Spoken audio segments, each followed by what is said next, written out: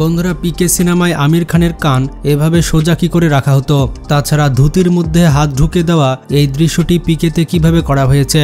বন্ধুরা, আজকে আমরা পিকে সিনেমার এমন কিছু বিহাইন্ড দ্য সিন দেখতে চলেছে যা দেখার পর আপনি বলতে বাধ্য হবেন এভাবে শুটিং করা হয়েছে, আমরা তো জানতামই না। প্রথমে রয়েছে ডান্সিং কার। বন্ধুরা, ডান্সিং কারের দৃশ্য কিভাবে করা হয়েছে?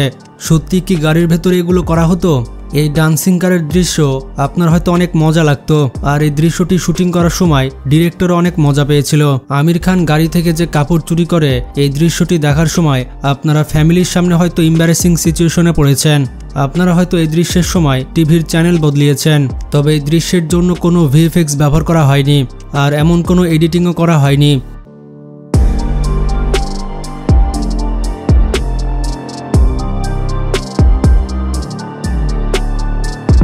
কারণ দৃশ্যটি মানুষের সাহায্যে তৈরি করা হয়েছে।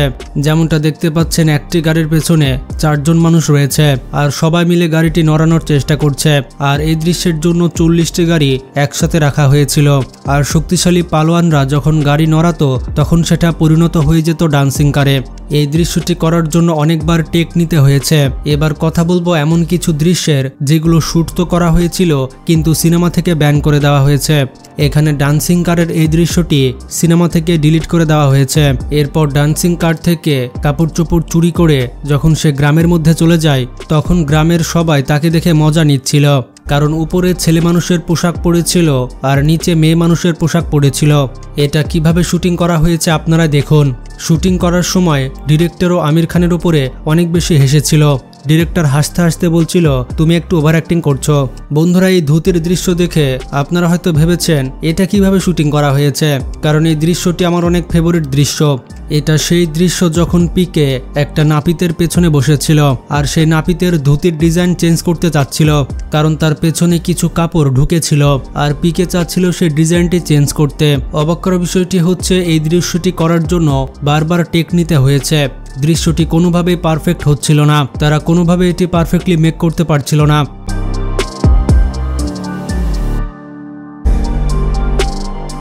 বন্ধুরা, পিকে সিনেমায় আমির খানকে পিকের মতো দেখানোর জন্য তার হেয়ার স্টাইলের প্রয়োজন ছিল। সেই ক্যারেক্টার অনেক বেশি ইন্টারেস্টিং ক্যারেক্টার ছিল এবং এই ক্যারেক্টারের জন্য আমির খানের উপরে অনেক লুক টেস্টিং করা হয়েছিল। বারবার লুক টেস্টিং করে দেখা হচ্ছিল যে পিকের চোখ, কান, মুখ কেমন দেখতে হবে। আর যেমনটা জানেন, পিকের ক্যারেক্টার একটি এলিয়েনের ক্যারেক্টার, আর এই ক্যারেক্টারকে মানুষের থেকে একটু আলাদা দেখাতে হবে। এর জন্য ডিরেক্টর বারবার তার লুক টেস্টিং করছিল। অবশেষে তারা একটি ফাইনাল লুক পেয়ে যায়। আর পিকে সিনেমাতে পিকে যতগুলো কাপড় পরেছিল সেই কাপড় চোপড়গুলো অনেক অদ্ভুত ছিল। আর পিকে যতগুলো কাপড় টেস্ট করেছে এগুলো অন্যজনের কাপড় ছিল। পিকের যতগুলো মেকআপ আর্টিস্ট ছিল এবং যতগুলো সহকারী ছিল তারা জায়গায় জায়গায় যেত এবং অদ্ভুত কাপড় চোপড় নিয়ে আসতো। তারা রাস্তাঘাটে ঘুরে বেড়াতো এবং যেখানেই অদ্ভুত কাপড় পেত সেটা পিকের জন্য নিয়ে আসতো। আর আমির খান এই কাপড়গুলোকে পরে পরে দেখতো কোনটা সব থেকে বেশি অদ্ভুত লাগছে। কাপড়ের সাথে সাথে তার ফেস রিয়াকশন পাল্টানো হয়।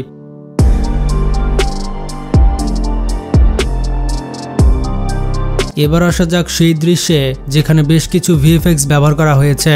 এই ট্রেন ব্লাস্ট হওয়ার দৃশ্য আপনারা দেখেছেন। ট্রেন ব্লাস্ট দেখানোর জন্য বেশ কিছু ছবি আগে থেকে তুলে নেওয়া হয়, যার সাহায্যে একটি সিজিআই ফ্রেম তৈরি করা হয় আর ব্লাস্টের জন্য একটি ভিএফএক্স ব্যবহার করা হয়। এটা হচ্ছে সেই ভিএফএক্স টেকনোলজি যেটা পুষ্পা সিনেমাতে ব্যবহার করা হয়েছে।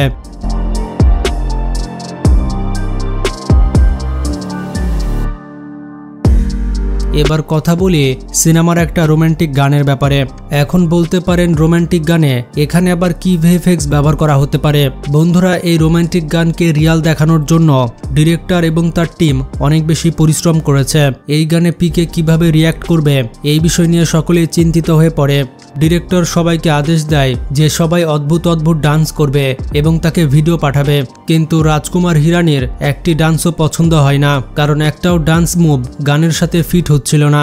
এরপর রাজকুমার হিরানি তার পছন্দের একটি স্টেপ দেয়। ডিরেক্টর মনে করেছে এই স্টেপ এই গানের জন্য ফিট হবে, আর এই স্টেপটি সে গানে ব্যবহার করেছে। এর সাথে সাথে গানটির শুটিং দিল্লিতে করা হয়েছে।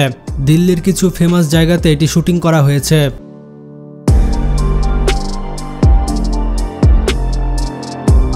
এবার আসা যাক সব থেকে ইম্পর্টেন্ট পয়েন্টে, সেটি হচ্ছে ভোজপুরি ভয়েস। এই পুরো সিনেমাতে আমির খান ভোজপুরিতে কথা বলছিল। আমির খানকে ভোজপুরি শেখানোর জন্য শান্তি ভূষণকে ডাকা হয়েছিল। তার সাহায্যে 4 মাসের চেষ্টা করার পর আমির খান ভোজপুরি বলা শিখেছিল। এরপর জেলের ভেতরে বিহাইন্ড দ্য সিন দেখতে পাচ্ছেন। এভাবে জেলের ভেতরে দৃশ্য শুটিং করা হয়েছে। এবার কথা বলবো সিনেমার একেবারে প্রথম দিকের একটি দৃশ্যের, যেখানে সুশান্ত সিং ছিল এবং আনুষ্কা শর্মা ছিল। আর এই গানের শুটিং এর আগে একটি ডামি শুটিং করা হয়েছিল। ডিরেক্টর নিজে এই ডামি শুটিং করেছিলেন, আর সেই ডামি শুটিং এর জায়গায় কপি পেস্ট করা হয়েছে আনুষ্কা শর্মা এবং সুশান্ত সিংকে। আর এই দৃশ্যের বিহাইন্ড দ্য সিন দেখতে পাচ্ছেন।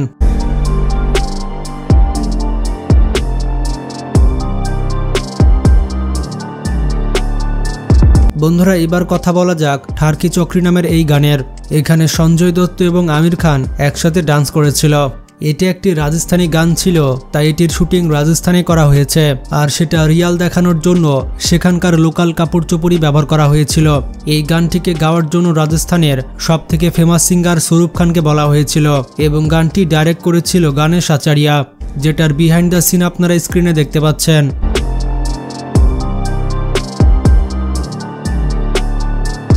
এবার সেই বিহাইন্ড দ্য সিন দেখুন, যেখানে চোর পিকের রিমোট নিয়ে পালিয়ে যায়। এই দৃশ্যটিকে শুটিং করা হয়েছে রাজস্থানের একটি গ্রামে। আমির খান যখন ট্রেনের পেছনে দৌড়াচ্ছিল তখনকার বিহাইন্ড দ্য সিন দেখতে পাচ্ছেন। সিনেমাতে এমন কিছু দৃশ্য থাকে যেটা ভিড়ের মধ্যে শুট করা যায় না, কিন্তু দৃশ্যের জন্য সেখানে অনেক মানুষের ভিড় দেখাতে হয়। তো এইরকম ভিড় এলাকায় তারা কিভাবে শুটিং করেছে দেখে আসি। এইরকম দৃশ্য করার জন্য প্রথমে গ্রিন স্ক্রিনের সামনে এইরকম শুট করা হয়, আর পরে এই দৃশ্যটিকে ভিড়ের সাথে মার্চ করে দেওয়া হয়েছে। আর কিভাবে মার্চ করেছে আপনারা স্ক্রিনে দেখতে পাচ্ছেন। বন্ধুরা, 3 ইডিয়টস সিনেমার পরে ডিরেক্টর রাজকুমার হিরানি পিকে সিনেমা নিয়ে কাজ করা শুরু করে দেয়। পিকের সবার প্রথমের নাম পিকে রাখা হয়নি, তার প্রথম নাম রাখা হয়েছিল তাল্লি। এরপর আবার তার নাম রাখা হয় এক থা টাল্লি, কিন্তু সিনেমার এই টাইটেল সালমান খানের এক থা টাইগারের সাথে মিলে যায়। এর জন্য ডিরেক্টর এই সিনেমার নাম চেঞ্জ করে পিকে রাখে। এই সিনেমা মুক্তি পেয়েছিল 2014 সালে, আর সিনেমার বাজেট ছিল 85 কোটি টাকা, আর বক্স অফিসে এটি আয় করে 770 কোটি টাকা।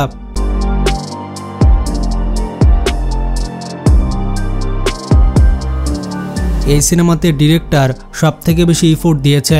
ডিরেক্টর সুশান্ত সিং রাজপুত আমির খান আর আনুষ্কার জন্য পারফেক্ট রোল তৈরি করেছিল। বন্ধুরা, এগুলো কিছু বিশেষ দৃশ্য ছিল যেগুলো বিহাইন্ড দ্য সিনে কিভাবে শুটিং করা হয়েছে আপনারা দেখলেন। পিকে সিনেমা কার কার ভালো লাগে কমেন্টে জানান, আর ভিডিওটি বেশি বেশি শেয়ার করে সবাইকে জানিয়ে দিন। ভালো থাকবেন, টেক কেয়ার।